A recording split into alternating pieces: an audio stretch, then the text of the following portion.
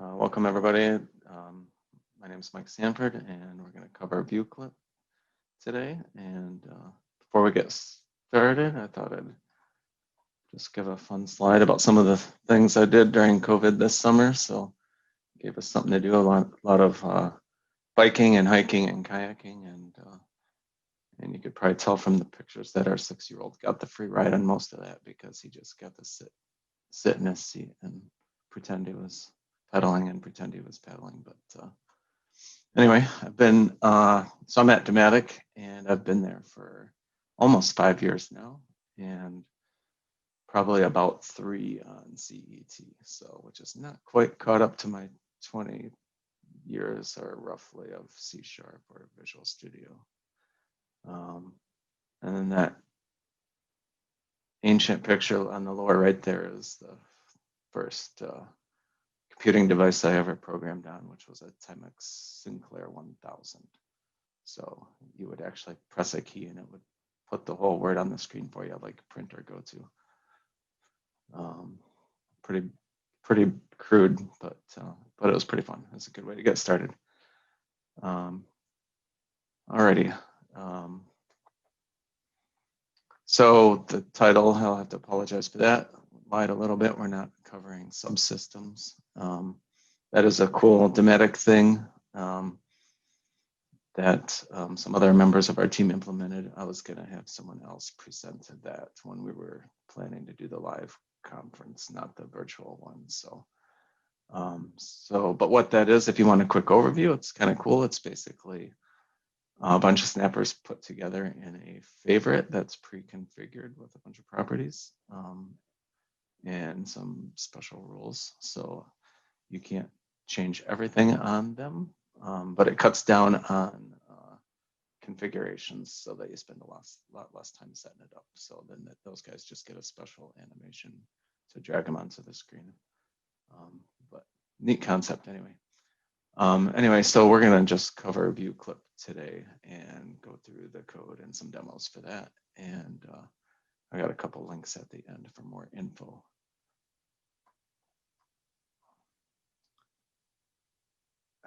Okay, so basically ViewClip is replacing viewports, which I'm hoping or assuming everybody knows that by now, since they would have automatically been replaced for you when that change happened, unless you're brand new to CET, in which case you don't know what a viewport is.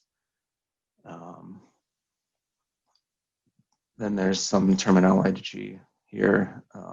If you've ever heard of XClip versus ViewClip, basically ViewClip is what the user would know it as, or the marketing term that they came up with, I guess. XClip is what you'll see in the code though. So if you're looking through the code, you're going to be searching for XClip, not ViewClip. There is some of the migration stuff, but again, since most of you would have gone through that already if you needed to, I'm not going to cover migration, but if you look in a webinar that Anton did earlier this year, he does cover that, basically where you can automatically migrate to load up some companions as a replacement or use a copy. I forget the exact name, copy feature or copy setting, I think it is, to help you with that migration. So, but you can look at that webinar if you want to learn more about that. There's a link at the end of the slide deck for that. But basically, why did this whole ViewClip thing come about? And it was to get rid of, one of the reasons was to get rid of the old GDI engine, which was quite slow. So ViewClip is now using the Red Graphics engine, which is quite fast. And I'll refer back to Anton's webinar again. If you go look at that, he's got a cool little demo that shows the two engines running side by side, showing how much quicker the new engine is. And there's also some benefits that they've added to make this thing user friendly and some cool new options for it, like different shapes, circles and custom and things like that. And as well for the developer, these are basically developed in a modular way to make it pretty easy to code. In fact, once we get to the code, you'll see it's it's quite simple to develop these things. Okay, let's do a quick screen demo of this. So if we go into our paper space, and you can see here where we're going to pick our animation for the view clip. And we're going to place, so this is our, what we're calling our wormhole here. It's our view into our model space. And then the box that I'm placing here is my source snapper. So we're going to, just like viewports were, view clip is the same thing. And again, I think everybody should know this already. So now it's here on our paper. And then the companions that we're going to talk about today are these guys down here below the view clip. So back to the slides. So the source snapper is the one you saw when we were looking at the model space view, selecting what we wanted to include. And then the wormhole snapper is what we're viewing on the view clip side of that. Oops.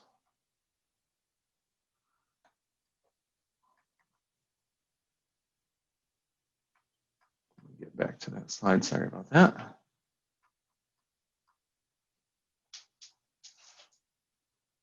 Okay, so the companion snapper, I just mentioned that is these guys down in here. That's what we're going to, develop in order to make a change to our view clip so that you can add things in or modify what the user's seeing for those papers. They have a few required fields that you're going to want to look at. There's a key, which is basically a lookup that's the XClip engine uses. So give it a unique name so that it can distinguish between your different view clips that you have.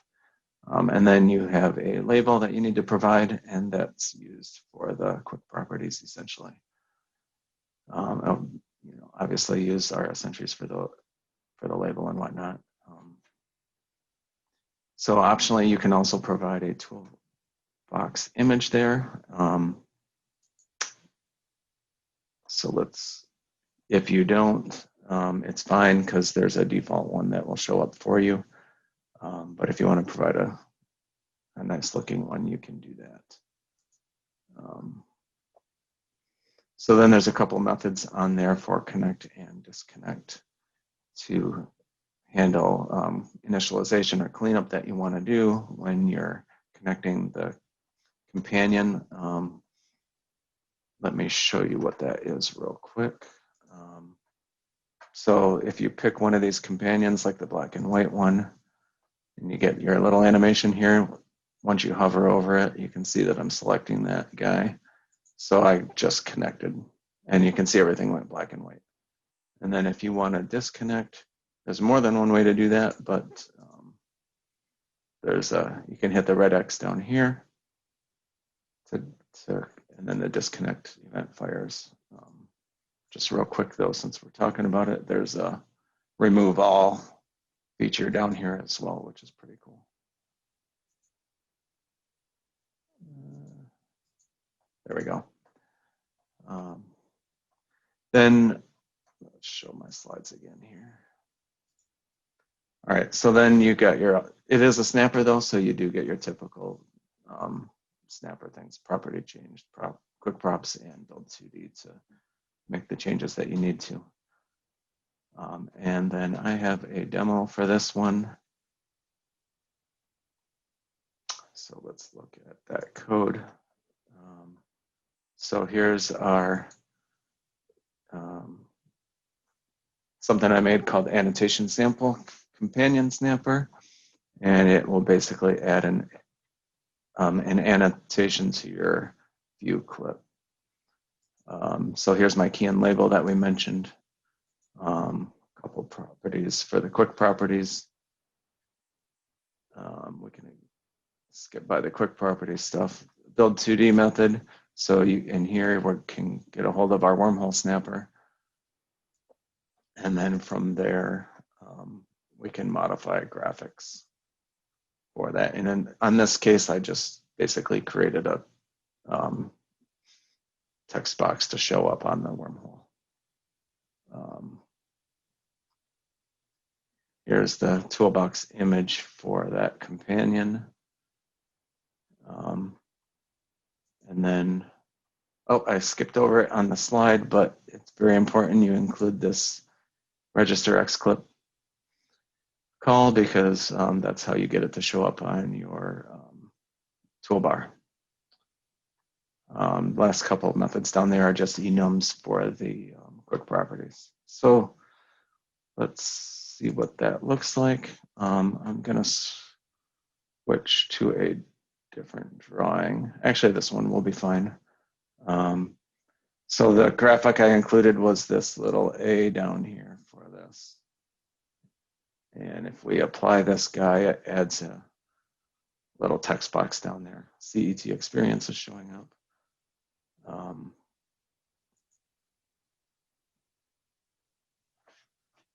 So one cool thing about these guys is the quick properties that I put on that snapper. They don't get cluttered up here with the view clips quick properties. They get put in their own area. So you go to configure here and choose which companion you want to change the properties for. So the annotation companion is the one I'm working on.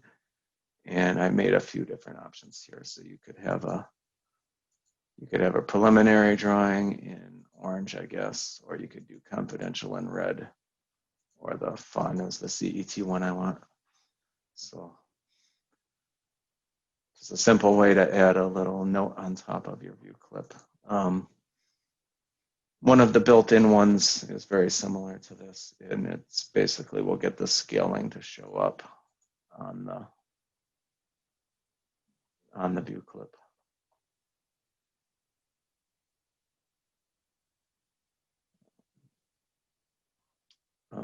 What else? Okay. I think we can, I've got another demo and a couple other classes to go through, but I don't know if anyone's got any questions so far. We could take a quick pause if. Not seen any so far. Okay. Yeah, again, this stuff is basically dirt simple, but you just got to see it once and then you're like, oh, this is easy.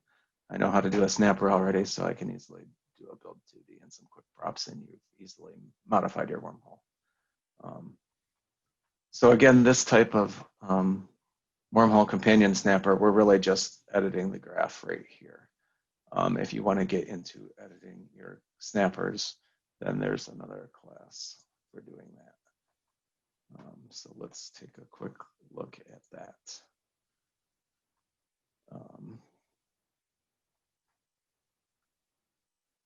Here we go. So these are basically content editors. You could consider it, which is so that you can edit your snappers graphs instead of the wormholes graphs. So the class is the xclip wormhole editor 2D companion snapper. That is quite a long name. I think I put that on there, right? Yeah.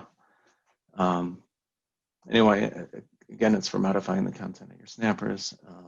There is one additional method that you're going to want to add in here, which is for creating your editor. And your editor is where you actually do the work of modifying the graphs. And you could actually do something we did in Dematic. You could actually have one of these companion snappers, but then provide a whole bunch of different editors for different types of editing. So maybe one applies to one type of filter and one applies to a different type of filtering. So depending on what you're trying to change or whatever. So the content editor is got an accept method on it for selecting your snappers.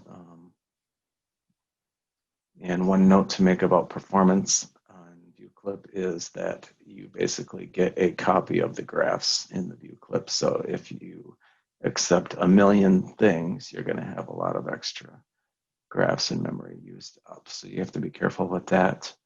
And another note goes for DWG snappers. So if you're doing a bunch of AutoCAD blocks, you'll want to be careful with that as well.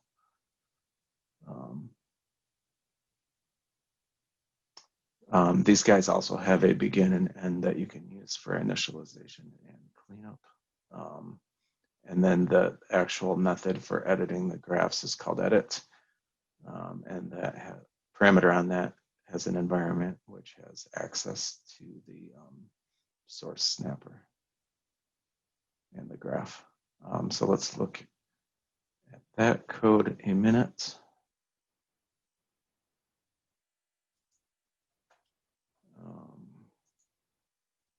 Switch classes here. So first, the companion. Here is that create editor method, and it basically just returns the editor that I made for the demo here.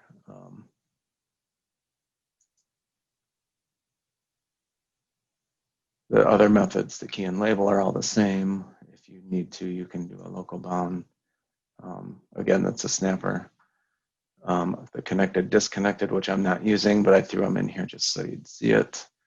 And then the registration at the bottom. So there's really not much in this class at all because the content editor actually has the work for modifying the graphs.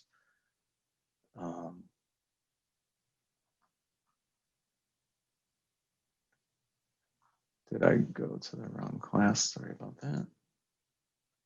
I need to go to this one. Here we go. So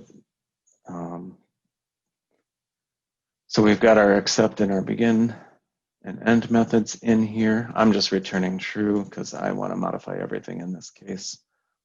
And then, yeah, you can ignore the ugly edit code I wrote. Basically, I destroyed everything in the graph. You'll see why in a minute.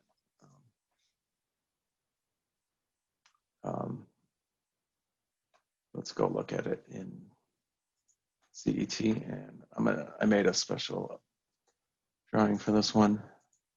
So this is my crazy looking office that probably nobody would want to work in. And all these silly lamps are in the way all over the place. This is using the Fika extension, by the way.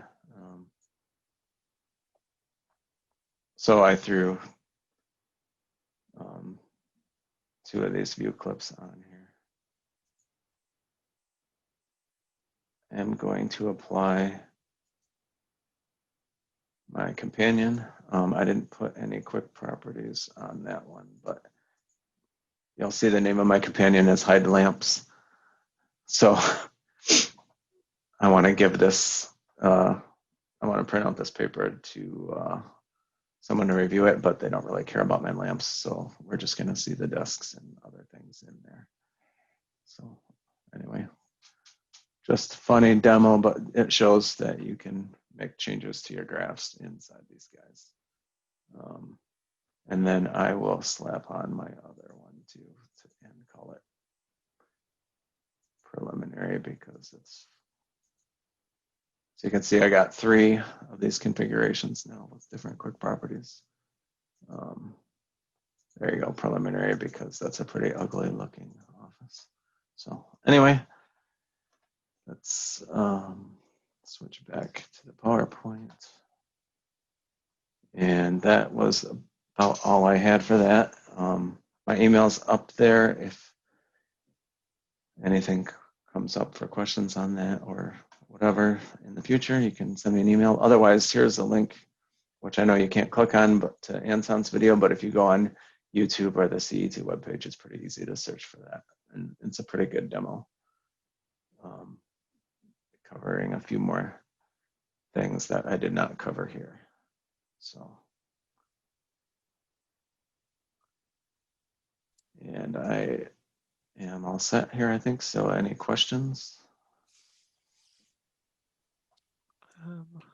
I'll give everyone a sec to ask, but I know I had one, so I'll go ahead and ask. Is there any way to control, so like you can be destructive with your companions, right? You can actually remove graphs. Considering that you might have multiple companions trying to do that, is there any way to control like the order that these companions get applied in?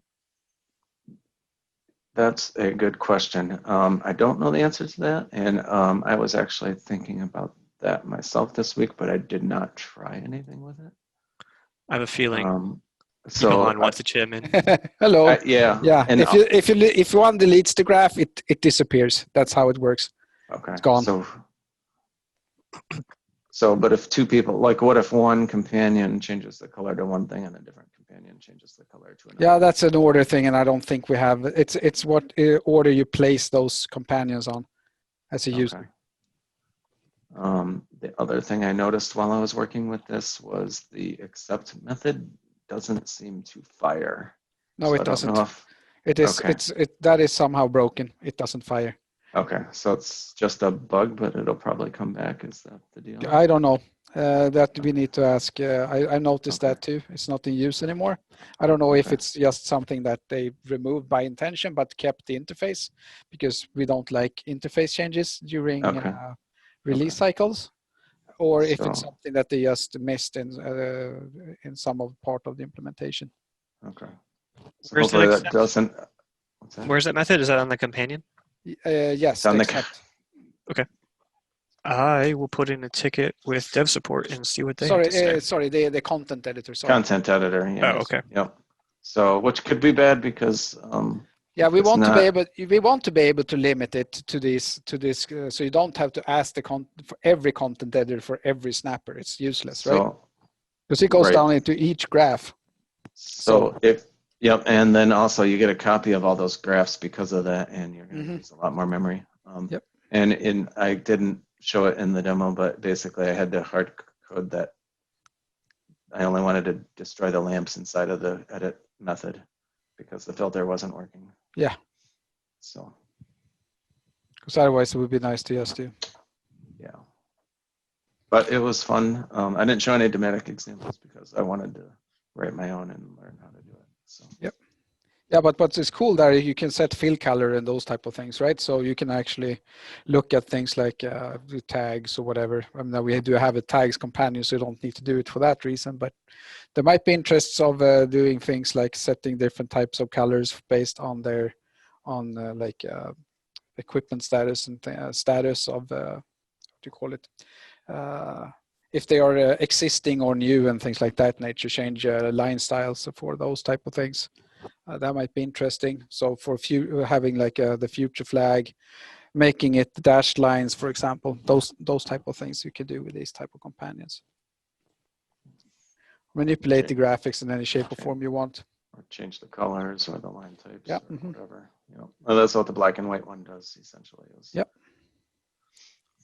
Okay, we did have one question come in. Can I update changes such as Xclipse property by loaded, I think it's loaded one, or update in any property during init? I mean, you can if you write your own, you're going to get the loaded one and so on, just like any other snapper. The companion is just a snapper, so you can do anything you can do in a normal snapper there.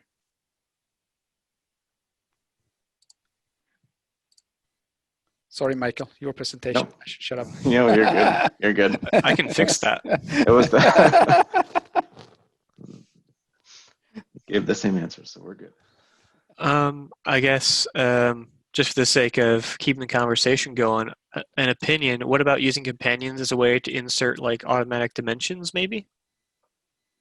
Does that make sense? Or is that better by just inserting the normal dimensions? It's interesting. You could, I know one thing you could do too is make a companion and make it a template so that you can just pick a template and apply it to things. So if one of your companions did dimensioning, maybe.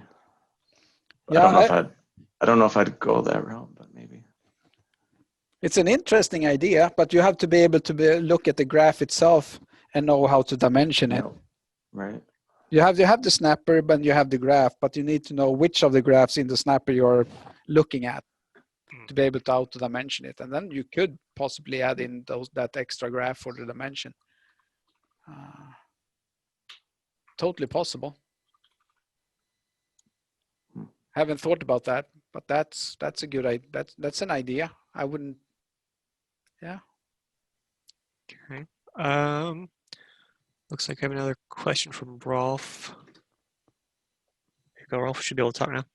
Yeah, I was just thinking this about auto dimensioning. I mean, you do have the snapper, right? So you could Yes. probably ask the snapper for the auto dimensions. Yeah, but you also have to remember for editing, you're getting every graph inside that snapper, and you don't want to add in a new graph for every graph. So adding in the same dimension 200 times because you had 200 graphs on your snapper. True. Yeah, that makes sense. Yeah, because that gets called every. Do you get it for every subgraph, every instance of the graph? You get every graph, every little freaking graph you get there. So it's very easy to make mistakes in there to make it very slow. So you have to be careful. Potentially, you could do that in one of the init methods. Yep, there's a bunch of things one can do in there. If you look at maybe you can show the interface on the content editor base class.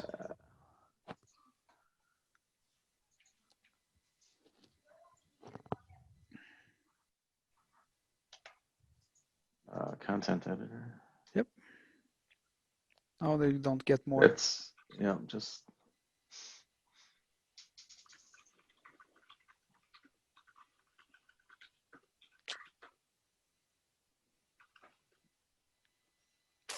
Yeah, so there's only the limitation is what speed and imagination on what these can be used for.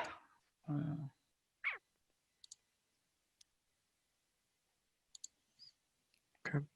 Are there any other questions?